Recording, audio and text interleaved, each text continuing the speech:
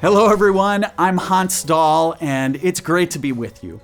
Today, I want to continue a conversation about the faith of the next generation, a conversation I started in the first session of this series.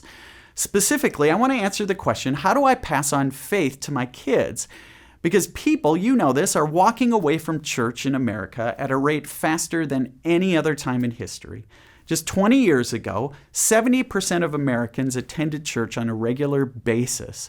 But today, just 20 years later, less than 45% of Americans are members of churches. Young adults who are raised in the church are walking away in droves, which is a tad ironic because Jesus did, in his life on earth, did whatever it took to reach out to children, even though everyone else in society saw them as an expendable nuisance. Clearly, the faith of the next generation meant everything to Jesus.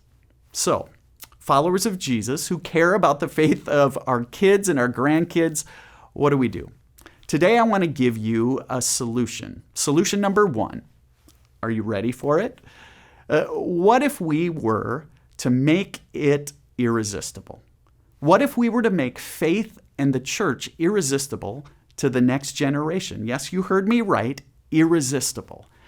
Now, many of us grew up on obligatory religion. Some of us have scars to prove it. You had to go to Sunday school where that mean old Mrs. Anderson made you memorize Bible verses and recite them in front of the class. You had to go to confirmation class or CCD where some crusty pastor or priest mumbled on and made you memorize that formal thing called the catechism. You grew up on obligatory have-to religion. You sat through worship services, gazing out the window and counting the light bulbs in the church sanctuary as the pastor went on and on. It was boring.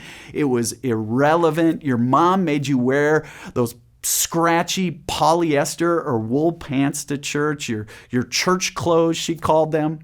Faith was about memorizing. It was about obligation. It was about guilt. And let's be honest, you put up with it because everyone else had to do the same. But if it were up to you, come on, be honest, as a kid, you probably would have walked away as well. Folks, this is not what God intended. When the authors of the Bible talk about the first church, it was irresistible. Let me say that again, irresistible. When the authors of the book of Acts tell the story of the first church, he says things like this. Every day, those first followers of Jesus met together. They broke bread in their homes. They ate together, praising God and enjoying all the people who gathered. And the Lord added to their number daily.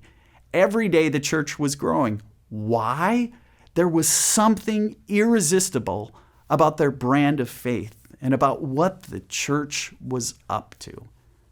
Folks, as Jesus followers, our number one job is to turn our have-tos into the next generation's get-tos. So as I close, consider this. If the faith of the next generation really is worth everything to us, how do we make faith and church irresistible to the next generation? What is it worth to us? What are we willing to let go of and get rid of? And what investments are we willing to make to ensure the church is irresistible to the next generation? So much so that they feel they can't not engage and bring their friends along for the ride.